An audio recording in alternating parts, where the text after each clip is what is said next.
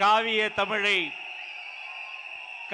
தமிழை கம்பர் தந்தார், கவிதை தமிழை இளங்கோ தந்தார், வாழ்வியல் தமிழை வள்ளுவர் தந்தார். அதில் இருந்து பிறப்புக்கும் எல்லா உயிர்க்கும் தான் உங்கள் வழிகாட்டி வாசகம் என்ன இந்த தமிழ்நாட்டிற்கு வெற்றி தலைவர் ஒருவர் தான் சொல்லி தந்தார். அண்ணன் சொன்னது போல விசில்ஸ் வந்துருச்சுன்னு ஓடி போய் பொதுச் செயலாளர்கிட்ட முதல்ல நான் தான் சொன்னேன். எழுந்து இருவரும் வெளியே வருவதற்குள் அடுத்த படம் வந்தது. இன்னும் தொட்டுவிடும் தூரத்தில் வெற்றி வருகிறது. அதை வாங்கி தரப்போகிற வெற்றி தலைவர் வருகிறார். வருங்காலம் வருகிறது. தமிழ்நாடு வருகிறது. நாளைய தீர்ப்பு வருகிறது. இதோ வெற்றி தலைவரின் தலைமையை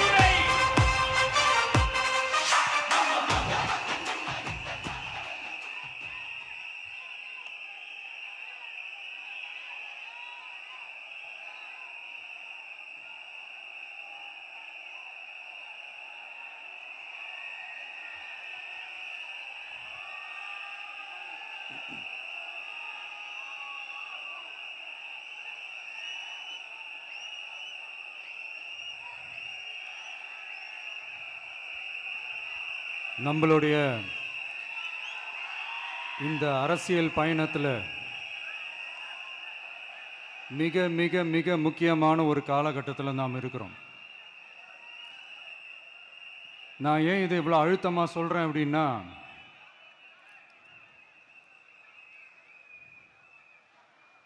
ஏதோ அழுத்தம் இருக்குமோன்னு நினைக்கிறீங்களோ?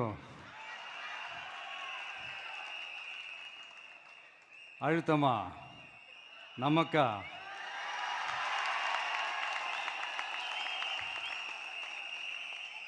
இந்த அழுத்தத்துக்கெல்லாம் அடங்கி போற ஆளா இந்த ஆளு? இந்த மூஞ்சா பார்த்தா அப்படியா தெரியுது உங்களுக்கு?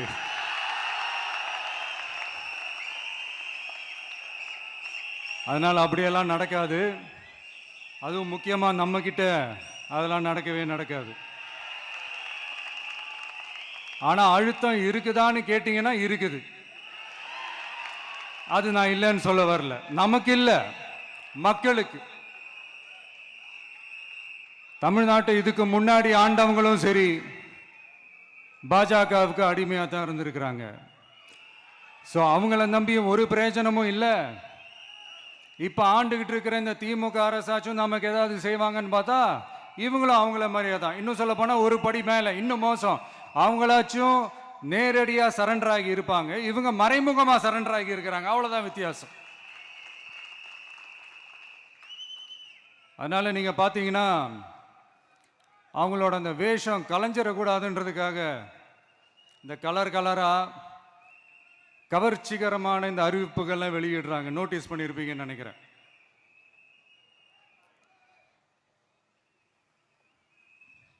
அதனால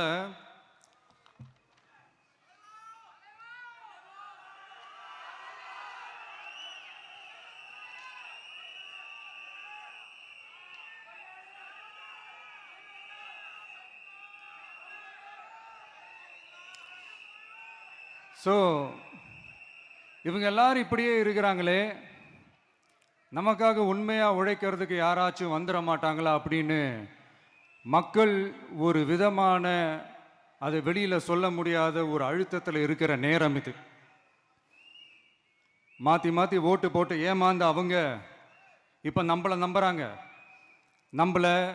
நம்மளுடைய இந்த தமிழக வெற்றி கழகத்தை இந்த விஜய் கூட நிப்பான்னு நம்புறாங்க.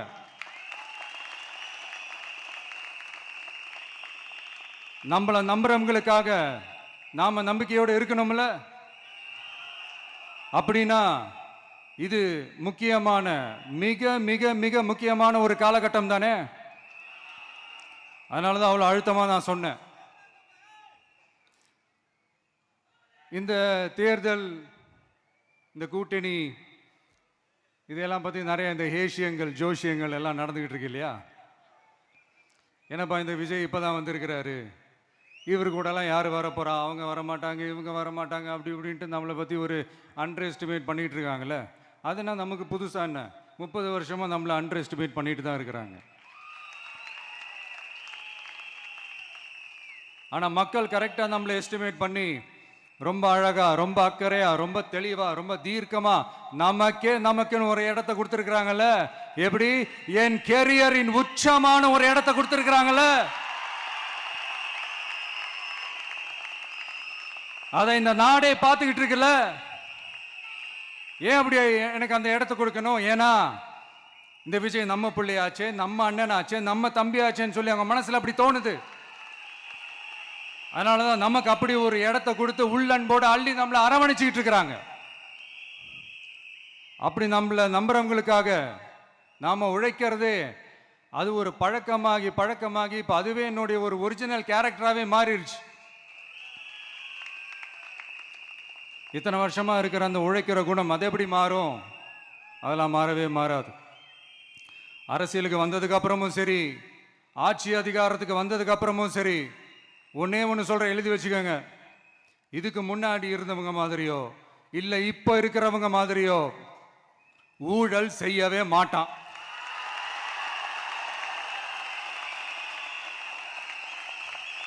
ஒரு பைசா தொட மாட்டான். எனக்கு அது அவசியமே இல்லை. புரிஞ்சுங்களா உங்களுக்கு? எனக்கு அதை தொட வேண்டிய அவசியமே இல்லை.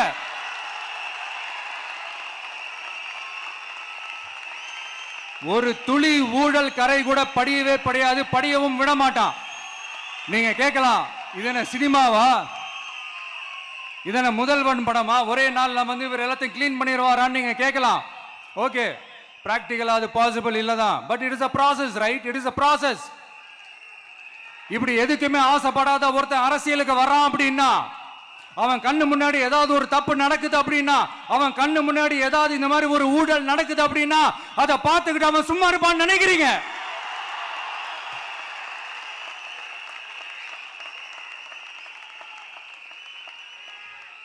அதனால இந்த தீய சக்தியா இருக்கட்டும், இந்த ஊழல் சக்தியா இருக்கட்டும், ரெண்டு பேரும் தமிழ்நாட்டை ஆண்டவே கூடாது. அப்படிப்பட்ட இந்த கட்சிகளை உண்மையா தில்லா எதிர்க்கிற அந்த கட்ஸும் கெத்தும் நம்ம கிட்ட மட்டும்தான் இருக்கு.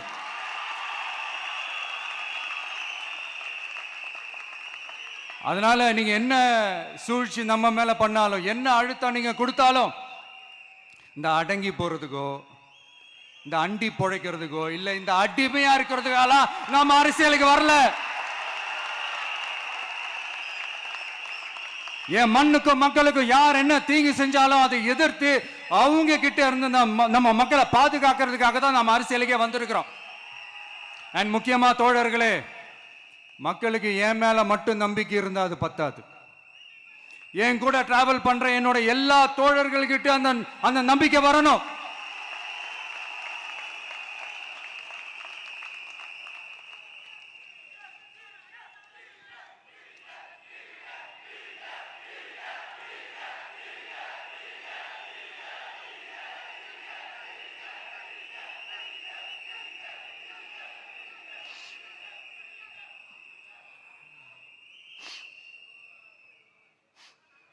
அந்த நம்பிக்கை இல்லைன்னு நான் சொல்ல வரல, இருக்குது. ஆனா அதை தொடர்ந்து இருக்கிற மாதிரி நீங்க எல்லாம் நடந்துக்கணும். தப்பு பண்ண யாரா இருந்தாலும் தப்பிக்கவே முடியாதுன்ற அந்த ஒரு பயம் இருக்கணும். எல்லாரும் உங்களை தான் கேட்கிறேன், எல்லாரும் உண்மையா உழைப்பீங்கல்ல?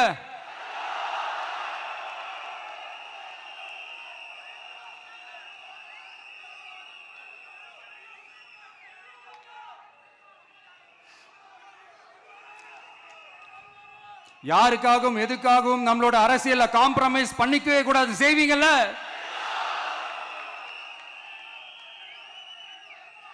அண்ட் தயவு செஞ்சு எல்லாரும் கொஞ்சம் ஒற்றுமையா இருந்து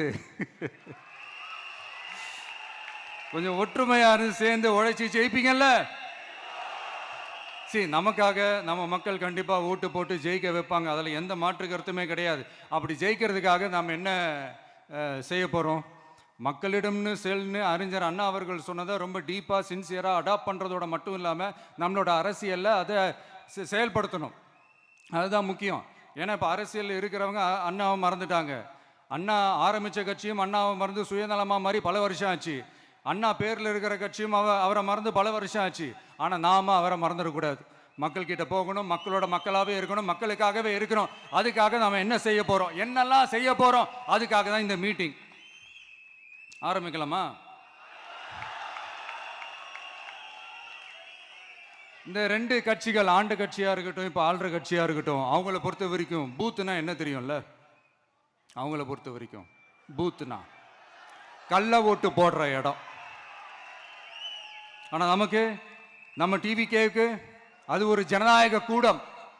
அங்க ஜனநாயகம் திருடுறாம நம்ம பார்த்துக்கணும். ஒவ்வொரு ஓட்டையும் நம்ம பாதுகாக்கணும். எப்படி பாதுகாக்கிறது? ஒவ்வொரு வீட்டில் இருக்கிற ஒவ்வொரு ஓட்டும் நமக்கு தானே ஃபர்ஸ்ட் கன்ஃபார்ம் பண்ணுங்க. எனக்கு தெரிஞ்சு தமிழ்நாட்டில் ஒரு 2-2.25 கோடி ரேஷன் கார்டுகள் இருக்கும்னு நினைக்கிறேன். அவங்க எல்லாரும் வேற வேற எந்தெந்த கட்சியில் இருந்தாலும் கட்சி வேறுபாடு எல்லாத்தையும் தாண்டி இந்த விஜய் அவங்க வீட்டில் ஒருத்தனா வாழ்ந்துட்டு இருக்கிறான். அவங்க என்ன அவங்க குடும்பத்தில் ஒருத்தனா பார்த்துக்கிட்டு இருக்கிறாங்க. அதனால இந்த கட்சி கிச்சி எல்லாத்தையும் தாண்டி இந்த விஜய் கூட கூட நிக்கணும்னு முடிவு பண்ணிட்டாங்க. அதனால அப்படி முடிவு பண்ண அவங்கள பாதுகாப்பா பூத்துக்கு கூட்டிட்டு வாங்க. நம்மளோட இந்த விசில் சின்னத்துக்கு ஓட்டு போட வைங்க.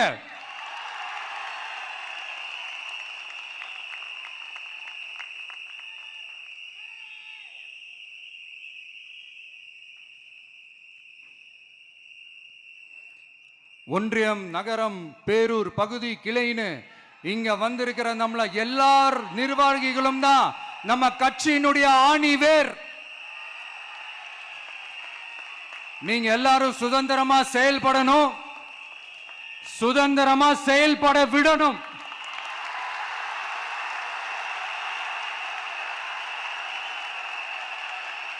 நீங்க ஒவ்வொருத்தரும் எனக்கு முக்கியம்.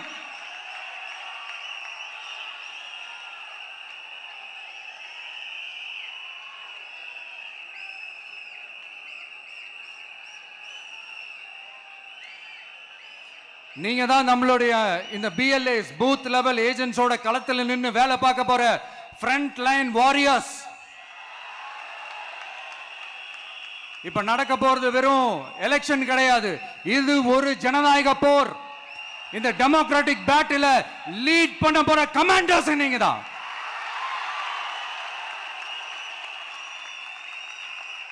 நான் ஏன் இது எவ்வளவு ஸ்ட்ரெஸ் பண்ணி சொல்றேன் அப்படின்னா,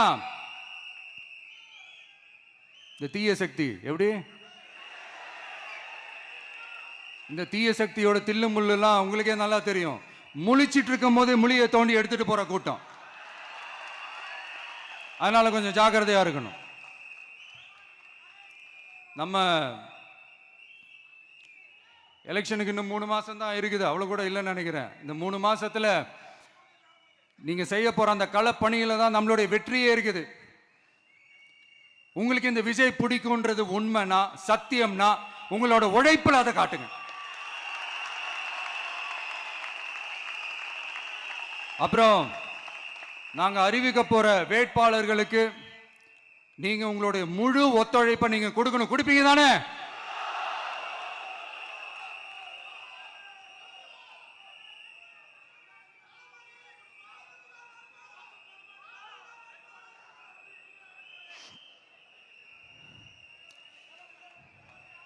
உங்க எல்லாரையும் ஒரு எனர்ஜைஸ் பண்ற மாதிரி உண்மையா நடந்த ஒரு கதை ஒன்று சொல்றேன்.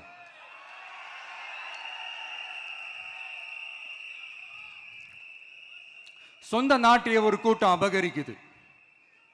சொந்த நாட்டிலேயே இருக்க முடியாத அளவுக்கு ஒரு நெருக்கடி ஏற்படுது. ஸோ வேற வழி இல்லாமல் அந்த நாட்டை விட்டே வெளியே போய் வேற ஒரு இடத்துக்கு போய் காடு மலை அப்படி இப்படின்னு சுற்றி மறைஞ்சு வாழ வேண்டிய ஒரு சூழ்நிலை ஏற்படுது. என்னடா இப்படியே ஓடிக்கிட்டு இருக்குமேன்னு சொல்லிட்டு தன்னோட நட்பு சக்திங்க கிட்ட பேசி ஒரு பெரும் படையை திரட்டிக்கிட்டு அதிரடியாக ஒரு போரை நடத்தி அந்த நாட்டையே திருப்ப மீட்டு எடுத்தது யார் தெரியுமா? நம்ம கொள்கை தலைவர்களை ஒருத்தரான ராணி வேலு நாச்சியார் அவர்கள் தான். அவங்களுக்கு அந்த நட்பு சக்தியா கூட இருந்து உழைச்சது சின்ன மருது, பெரிய மருது, சையது, கார்கின்னு சொல்லிட்டு அந்த 3 பேரும் தான். ஆங்கிலேயர் படை, ஆற்காட்டு படை மாதிரி அந்த 2 பெரும் படையை அடிச்சு துவம்சம் பண்ணிட்டு அந்த நாட்டையை திருப்பி மீட்டு எடுத்தது வேலு நாச்சியார். அன்னைக்கு இருந்த ஆங்கிலேயர் படை, ஆற்காட்டு படை மாதிரி இன்னைக்கு என்னென்ன படை இருக்குதுன்னு உங்க எல்லாருக்குமே நல்லா தெரியும். அதனால அந்த 2 படை மட்டும் இல்ல, இன்னும் எத்தனை படை வந்தாலும் எதிர்த்து நின்று ஃபேஸ் பண்றதுக்கு ஒரு நல்ல தலைமையும் இத்தனை சக்திகள் என் கூட இருக்கும் போது இத்தனை சின்ன மருது, இத்தனை பெரிய மருது, இத்தனை சையது கார்கிகள் என் கூட இருக்கும் போது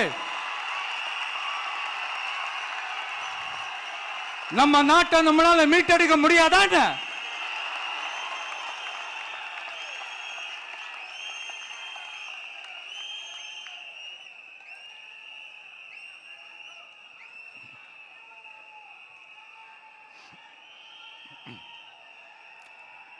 அதுவும் இந்த படை, நம்மளுடைய இந்த டிவிகே படை நட்பு சக்தி இருந்தாலும் இல்லைனாலும் தனியாவும் நின்று கெத்தா ஜெயிக்கிற அளவுக்கு ஒரு மிகப்பெரிய படை. அதுலயும் ரொம்ப முக்கியமா இன்னைக்கு இந்த கூட்டத்துக்கு வரலனாலும் நான் அந்த போர்ல நடந்த அந்த கதை மாதிரி கட்ஸான குயில்கள் நிறைந்த பெண்கள் படையும் நம்மளோட இருக்கிறாங்க. அந்த பெண்கள் படையை பார்த்துதான் அரசியல் அரங்கமே அதிர்ந்து போயிருக்குது. அதனால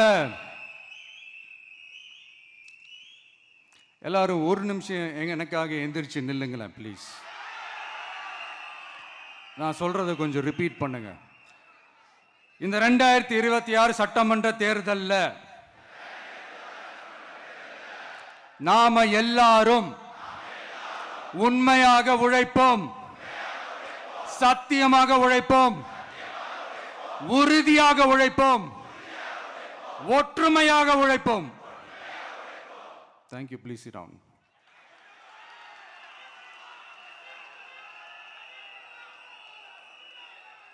உங்களோட இந்த வார்த்தையை நான் மனப்பூர்வமா நம்புறேன். நான் ஏற்கனவே சொன்ன மாதிரி இந்த வரப்போற தேர்தல் இதுவரைக்கும் தமிழ்நாடு பார்த்திராத ஒரு வித்தியாசமான தேர்தல். நம்மளுடைய படை வரிசையும் அப்படிதான், ஒரு பவர் பேக்ட் ஃபோர்ஸ். இவ்வளவு நாள் இதை நாம மட்டும்தான் சொல்லிக்கிட்டு இருந்தோம். இப்போ கொஞ்சம் கொஞ்சமா அதை வெளியில சொல்ல ஆரம்பிக்கிறாங்க. என்னடா இந்த விஜய் கூட இருக்கிற ஃபோர்ஸை பார்த்தா சாதாரண ஃபோர்ஸ் மாதிரி தெரியல, மிலிட்ரியோட பெரிய ஃபோர்ஸா இருக்குது, வரப்போற எலெக்ஷனை கணிக்கவே முடியல, அப்படி இப்படின்னு சில குரல்கள்லாம் கேட்க ஆரம்பிக்குது. கணிக்கவே முடியலன்னு அவங்க வேணா சொல்லலாம், ஆனா மக்கள் ஆல்ரெடி கணிச்சு முடிச்சுட்டாங்க.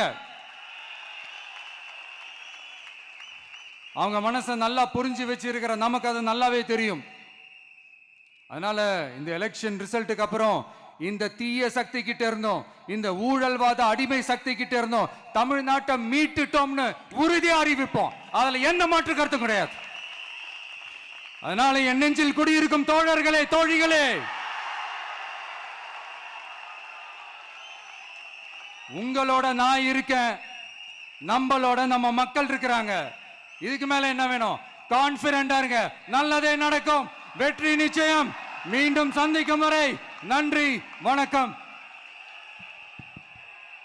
தமிழக வெற்றி கழகத்தின் வெற்றி தலைவர், தர்மத்தாயின் தவ புதல்வன் தலைவரின் பொற்கரங்களால் please sir, please sir.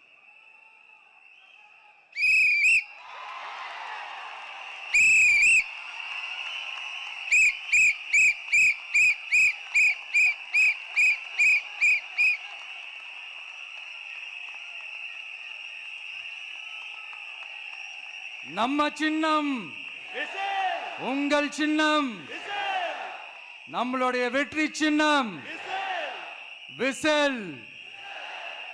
Cup முக்கியம் பகிலே.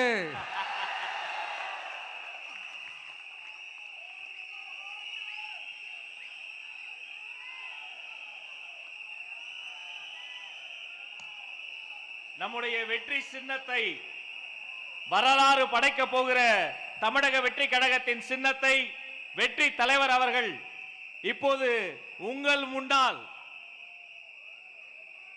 இதோ அறிமுகம் செய்கிறார்.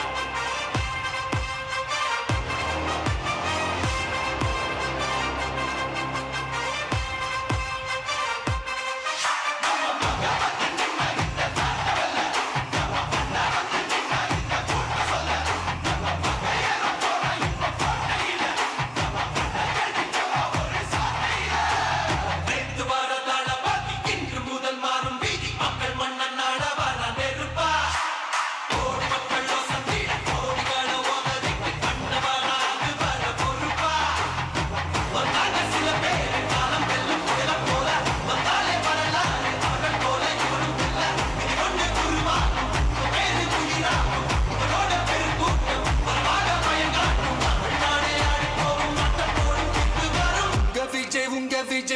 உயிரென்ன வரனா விஜய் உங்க விஜய் எளியவன் குரல் தான் அதே போல சின்னத்தை மட்டுமல்ல நம்முடைய நச்சினை லட்சியத்தை வெல்ல போகிற லோகோ நச்சினையை வெற்றி தலைவர் இதோ அறிமுகம் செய்கிறார். வீட்டுக்கு வீடு, வீதிக்கு வீதி, ஊர் முழுக்க உலகம் முழுக்க புதிய சரித்திரம் படைக்க போகிற தமிழக வெற்றி கழகத்தினுடைய தேர்தல் பரப்புரை லட்சினை வெற்றி சின்னம் விசையோடு இதோ.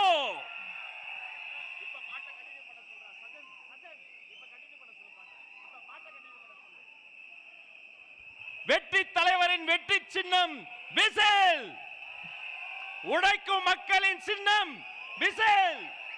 பாட்டாளிகளின் சின்னம் விசில். தாய்மார்களின் சின்னம் விசில். தமிழ்நாட்டின் சின்னம் விசில்.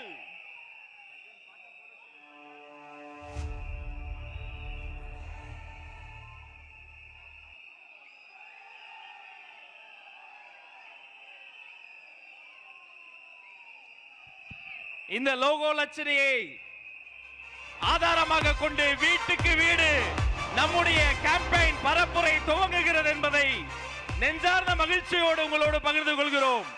இனி வீட்டுக்கு வீடு விசில்.